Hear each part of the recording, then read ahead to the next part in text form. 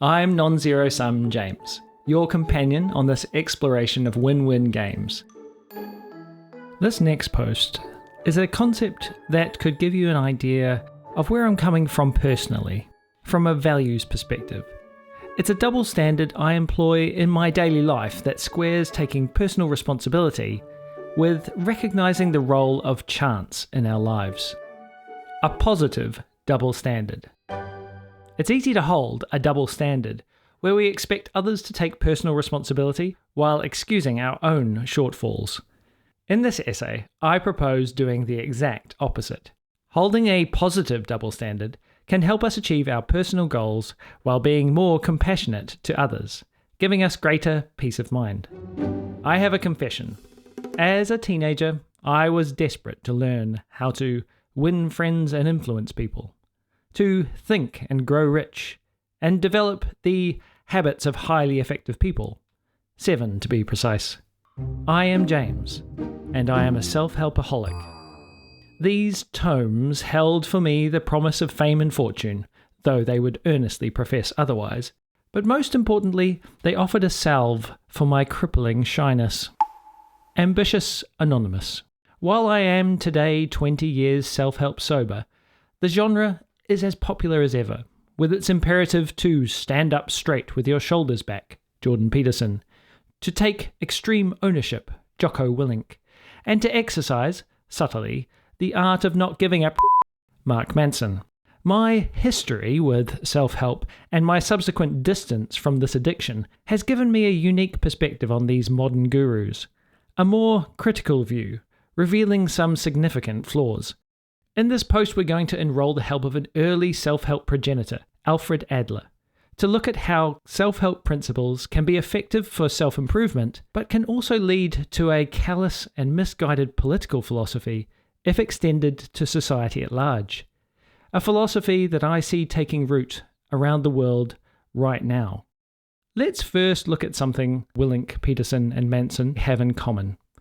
While not all modern self-help messages are as hyper-masculine, they do all encourage the seemingly uncontroversial virtue of personal responsibility.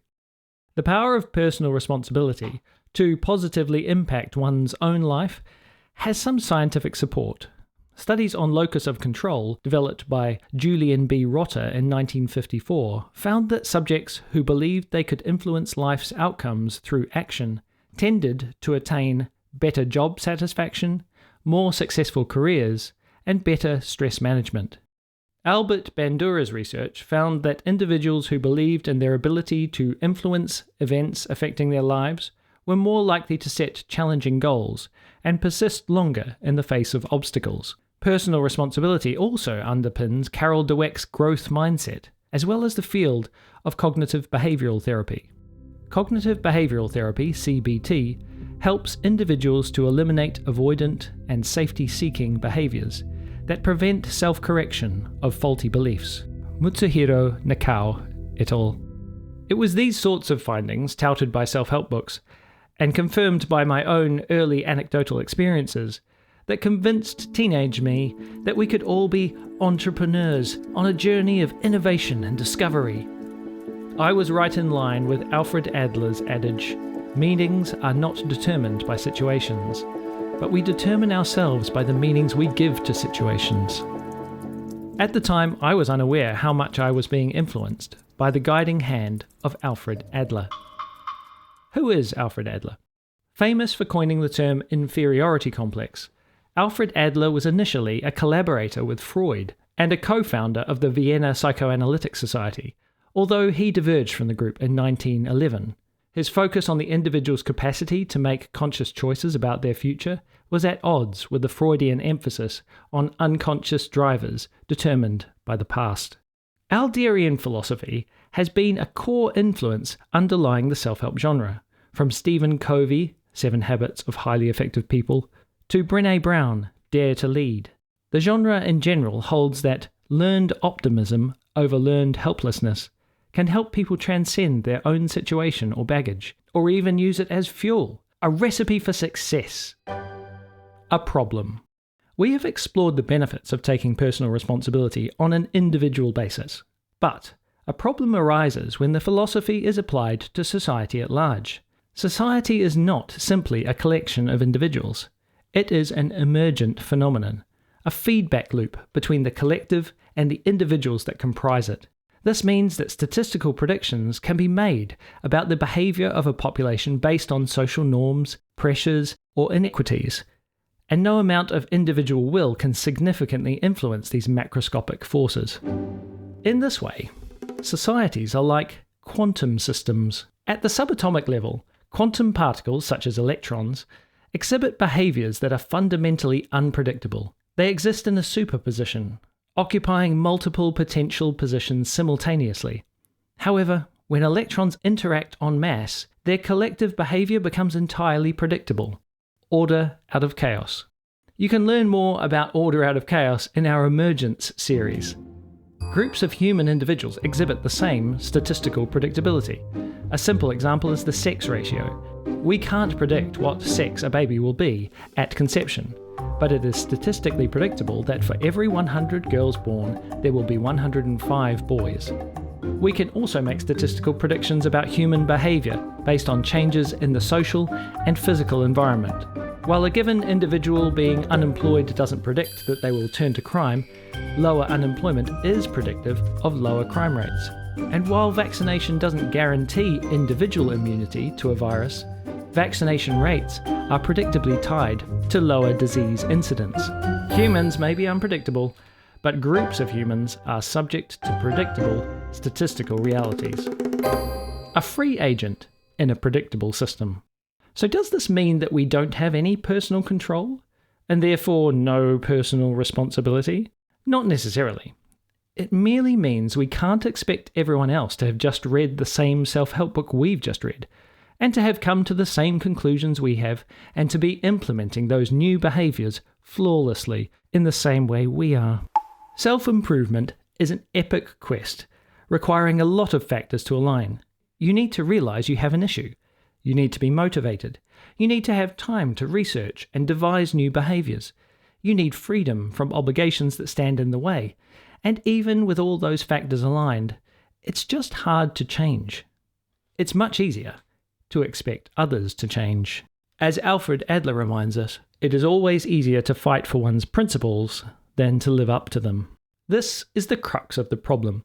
An individual who is on a self-improvement journey and is maybe successfully employing a philosophy of personal responsibility can easily assume a political philosophy of personal responsibility, one that discounts systemic inequities and puts the blame for the fortune of entire demographics on the individuals within them.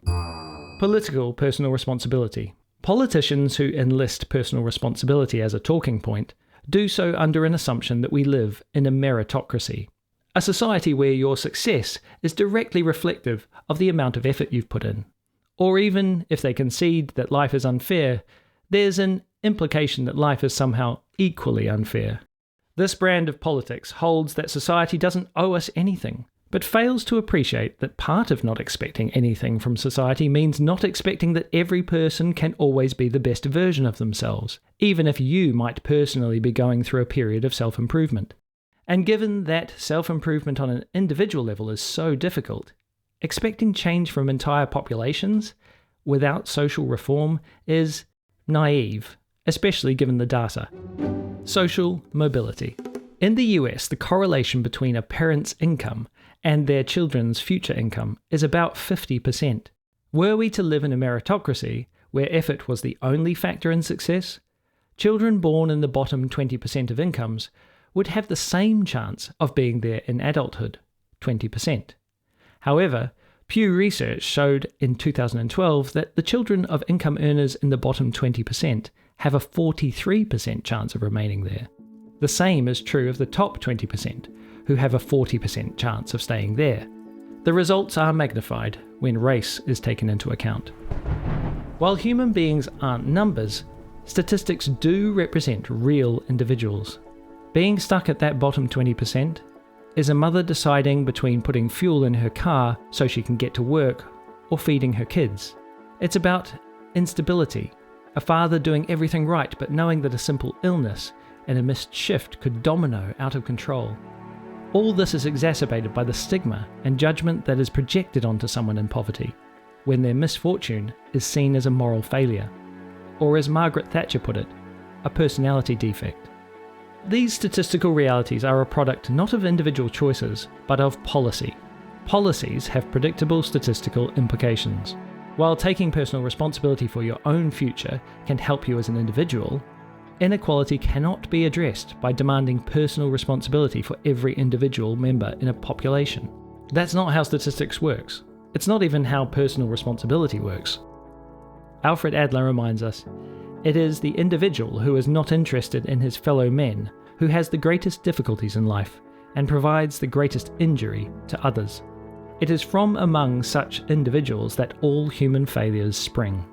As I interrogated this issue, I could see that the individual philosophy of personal responsibility that helped me succeed and become more confident had, in the wider world, warped into a political ideology that denigrates whole populations facing systemic disadvantages, advocating against the very policies that would level the playing field, the only way to achieve meritocracy. The elixir of individual achievement, personal responsibility, turns out to be delivered in a poisoned chalice collectively, in the form of individualistic politics. How can we overcome this paradox? Re-enter our hero, Alfred. An overlooked detail. A key element of Adler's philosophy was lost in his influence on the self-help genre. His concept of Gemeinschaftsgefühl, encapsulated in typical German philosophic style with this compound word, meaning community feeling. The idea was that genuine individual well-being could not be achieved without developing a sense of solidarity and connectedness with the world and everyone in it. His position was that we can determine our future through our choices, but we must also contribute to the community feeling we want.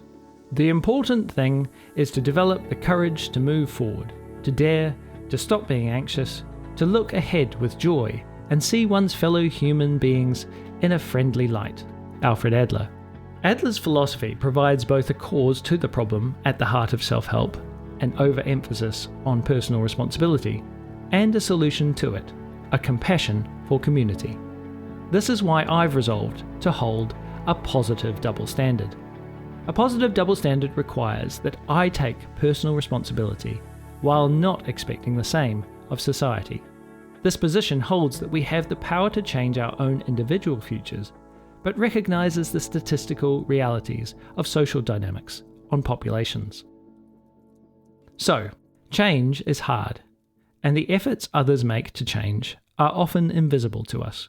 Adler suggests that we should believe in our ability to make the most of our own potential, while having compassion for and contributing to society. In this way, it is important to employ a positive double standard.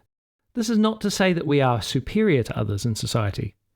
We're merely seeking to recognize that there are social dynamics at play for all of us. I believe this is a realistic outlook, and find it helps me personally to understand my own journey and the issues in society a little better, seeing my fellow human beings in a more friendly light, even those with political ideologies with which I disagree. P.S. A philosophical digression. The imperative to take personal responsibility sits on the free will end of the determinism spectrum, setting the locus of control within us. A determinist might dismiss this sense of personal agency as not fitting with their view of the world, and I don't mean to bicker with them about this. Whether it is true or not that we are free to determine our own futures, the science suggests that it is productive to believe that, individually, we can. On the other hand, someone who believes we have free will and are truly masters of our own fate might argue that it is right to demand personal responsibility of the masses. But as we have seen, science suggests that even if we have free will, statistically it's productive to act as if populations don't, because the behaviour of populations is relatively predictable. What do you think?